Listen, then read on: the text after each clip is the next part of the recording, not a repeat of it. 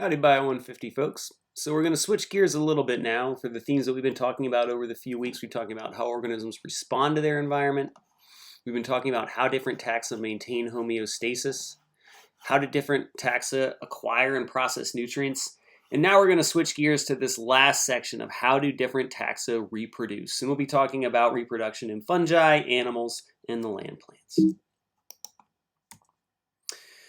So you may think of reproduction as an awkward conversation, something similar to this, talking about the birds and bees with your parents, but the truth is this is just one way that organisms reproduce. So we're not going to get into this awkward of a conversation. We're going to talk about a lot of different ways that different organisms reproduce, and they really vary widely. So for example, bacteria don't need sex at all to reproduce. If you look at some plants, they actually have the ability to pop off little copies of themselves. Like you can see here in this air plant, this is actually a new plant forming on the edge of the leaf. So it can basically bust off little babies off the edge that'll fall off and go on to grow and reproduce. If you look at these things called planarians, they're a type of flatworm animal.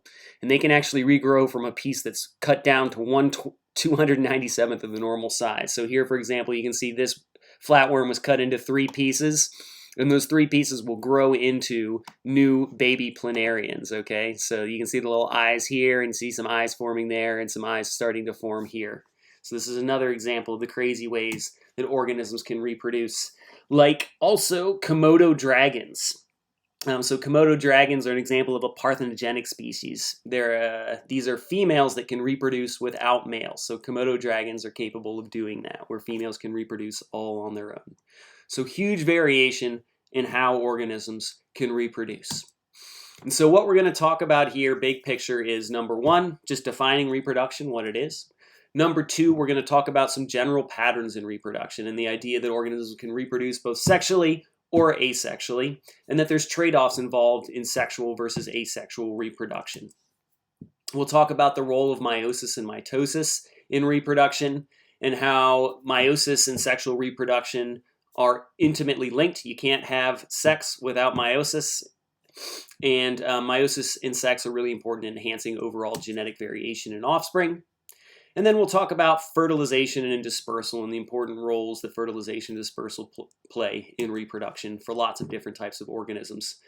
And once we've talked about those general patterns, then we'll talk about some variation in the different reproductive strategies that have evolved in different organisms. So we'll talk about different life cycles and some of the adaptations that have evolved to maximize reproduction in different groups like plants, animals, and fungi. So in terms of reproduction, just defining reproduction, reproduction is defined as the production of offspring by a sexual or asexual process. So some synonyms are things like breeding, procreation, multiplying, propagation, okay? So when we're talking about reproduction, we're talking about producing offspring or making copies, okay? And there's 2 general types of reproduction. You can have asexual reproduction that does not involve sex, or you can have sexual reproduction. And so with asexual reproduction, that is the production of offspring that are genetically identical to the parent. So when you asexually reproduce, you make an exact genetic copy of yourself to produce your offspring. And there's no requirement for fertilization or mating. So you don't need a partner, you don't need egg and sperm, you don't need anything like that. You just make a genetically identical copy of yourself. And this can be done if you're a prokaryotic organism through binary fission, or if you're a eukaryotic organism through the process of mitosis. And we'll get into the details of that in a minute.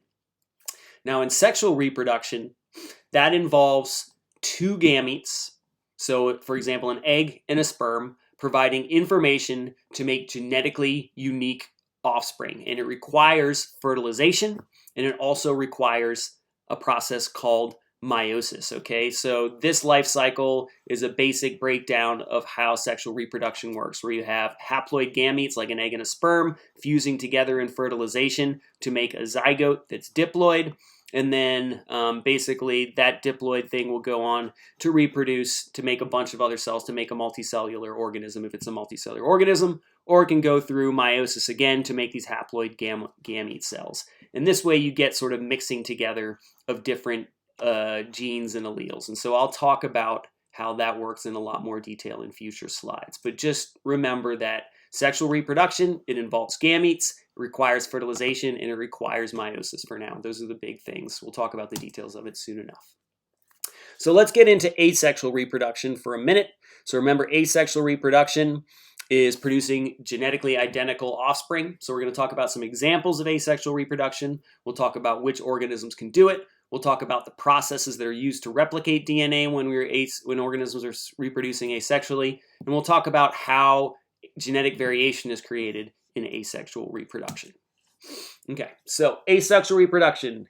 It is defined as the production of offspring that are genetically identical to the parent. These can also be called clones. And remember that no fertilization is needed. So you may think of the Star Wars Attack of the Clones episode, okay? So when we talk about clones, we're talking about genetically identical organisms. So it's not exactly like that, but the idea here is that when you're producing clones, you're producing offspring that are genetically identical to the parent. So you can have this parent plant. This is just one leaf of the parent plant, and it's producing these little baby plants off of the leaf. And these baby plants are genetically identical to the parent. There's no variation in those offspring that are being produced, unless mutation happens, of course. So let's talk about asexual reproduction in prokaryotes, okay? So remember, prokaryotes are the bacteria and the archaea, those two major domains. And remember that this is the only way that prokaryotes reproduce. Prokaryotes are only capable of asexual reproduction. And if we remember the sort of layout of the genetic material in a prokaryotic cell, you've got the cell membrane, some might also have a cell wall, and then you've got a single circular chromosome that contains all of the genetic information. In addition, there may be some plasmids, but the vast majority of the housekeeping genes, or main important genes, are composed in this singular circular chromosome. And when that organism, prokaryote, wants to reproduce, it does it through this process of binary fission, where you start with that single circular chromosome, that chromosomal DNA is replicated.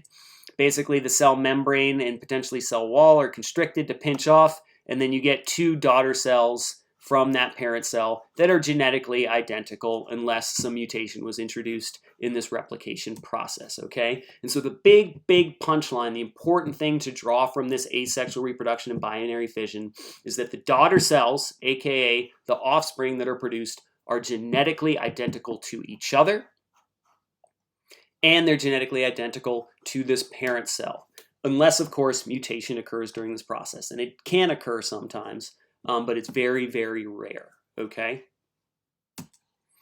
Okay, quick question. Please answer this one.